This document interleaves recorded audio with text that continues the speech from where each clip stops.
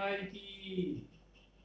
योग विज्ञान ब्रह्मांड का सर्वश्रेष्ठ विज्ञान और मनुष्य जाति के लिए तो इतना अच्छा है जिसके विषय में कुछ कहा ही नहीं जा सकता।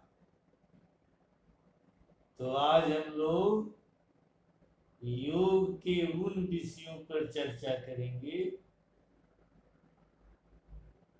जिन पे चर्चा होनी चाहिए।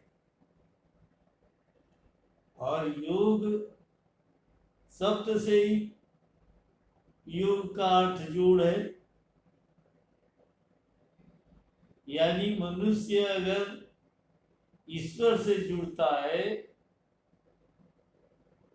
तब भी योग है, अगर परिवार से जुड़ता है तब भी योग है, समाज से जुड़ता है तब भी योग है, और प्रकृति से अगर जुड़ता है तब भी योग है।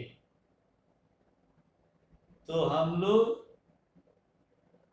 अपनी सांस और क्रिया को जोड़ने का नाम योग विज्ञान है।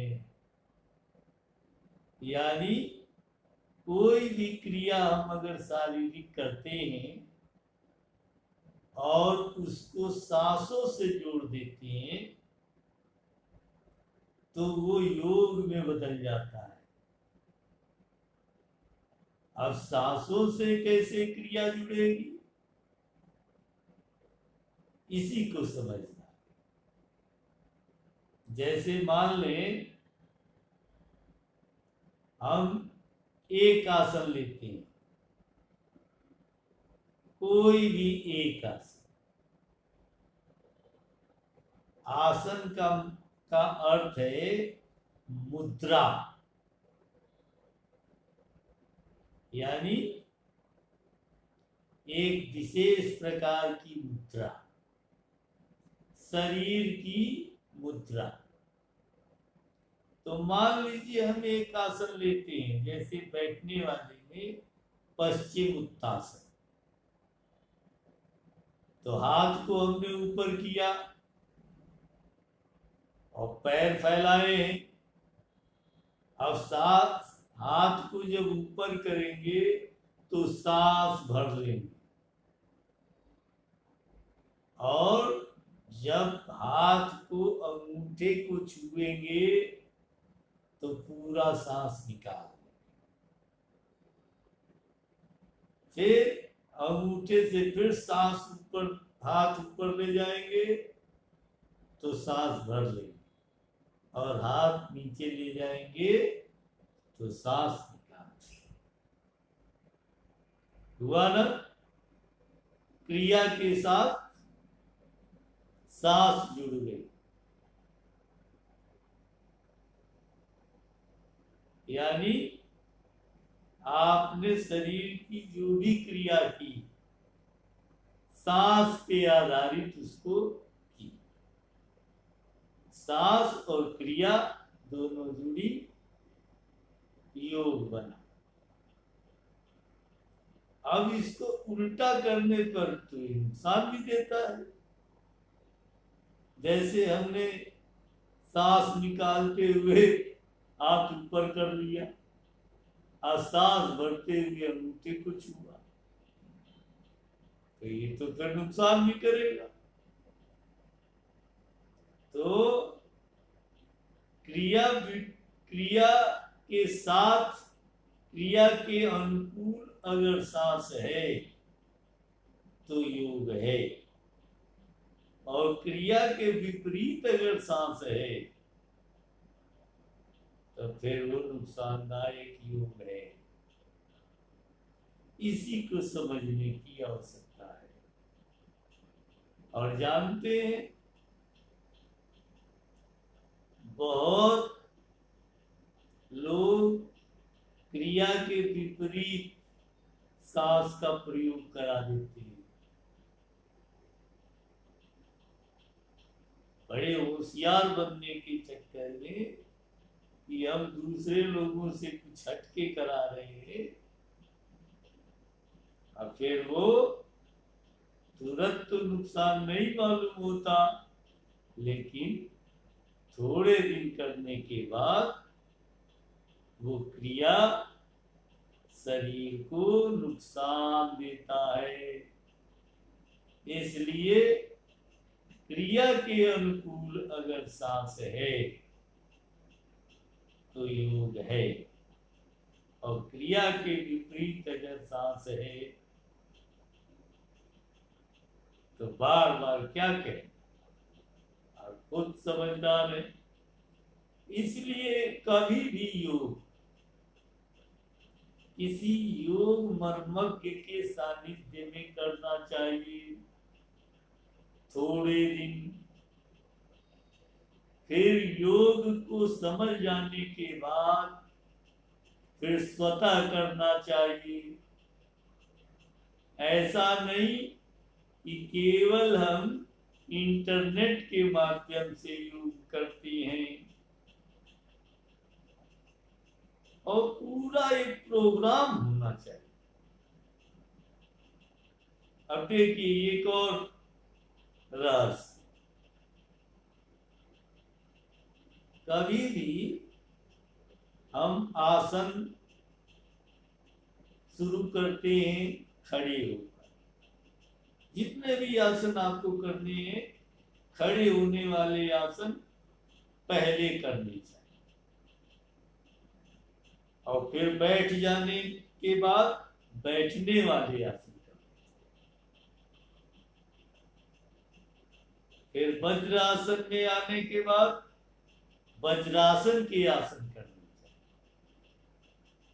और फिर सीधा लेट जाने के बाद सीधा लेटने वाले आसन करने चाहिए, और पेट के बल आ जाने के बाद पेट के सारे आसन करने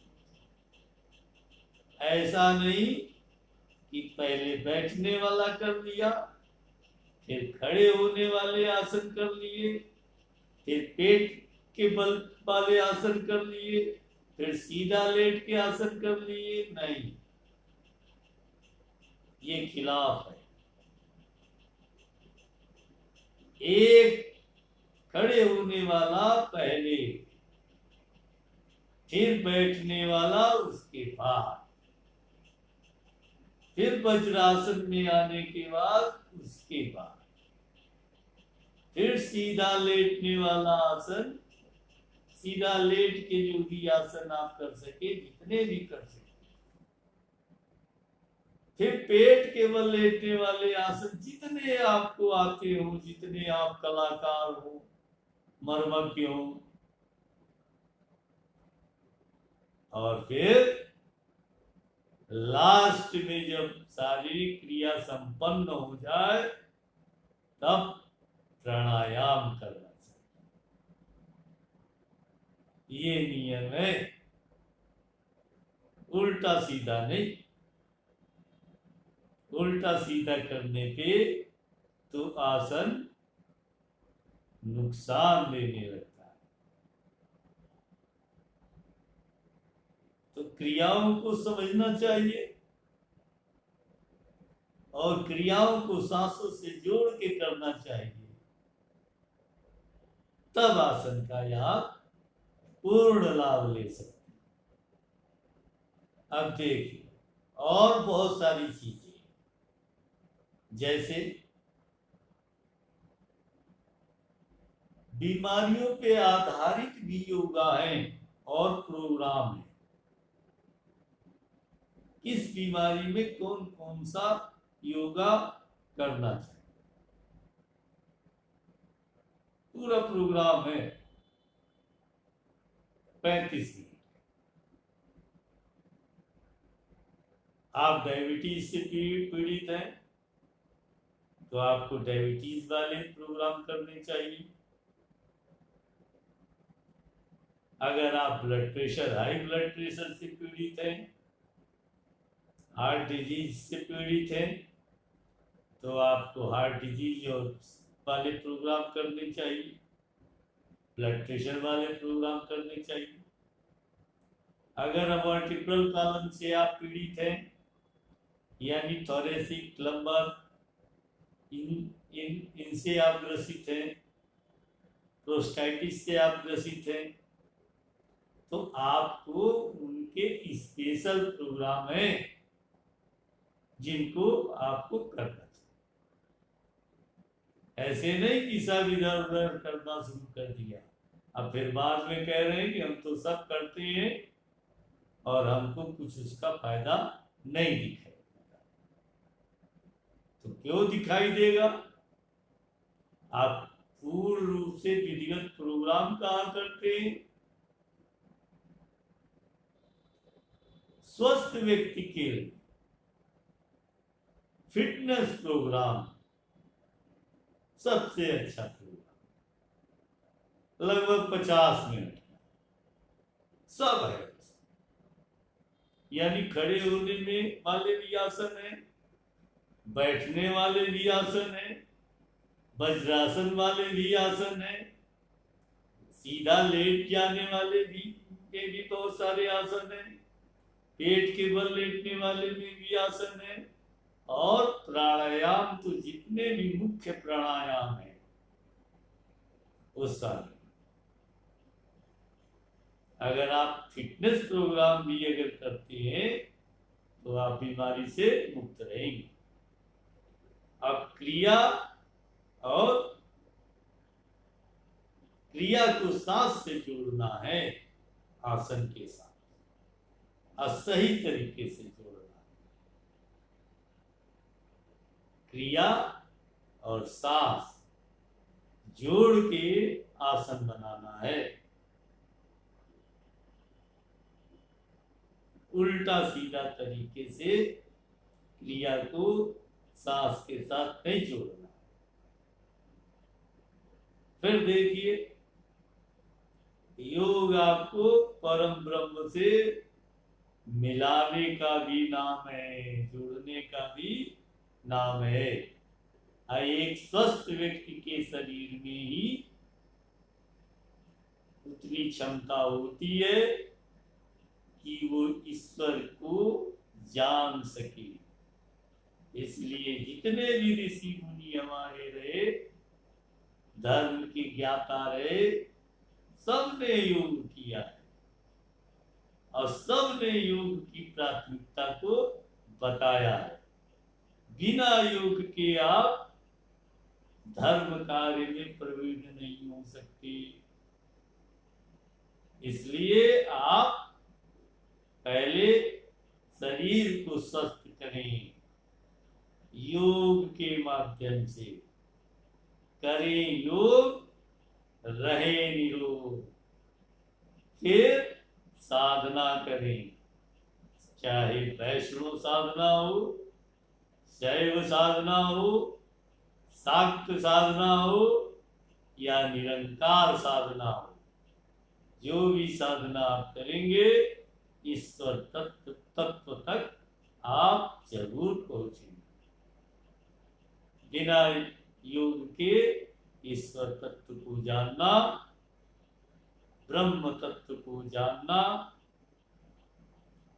संभव नहीं है। बस इसी के साथ जय भाई।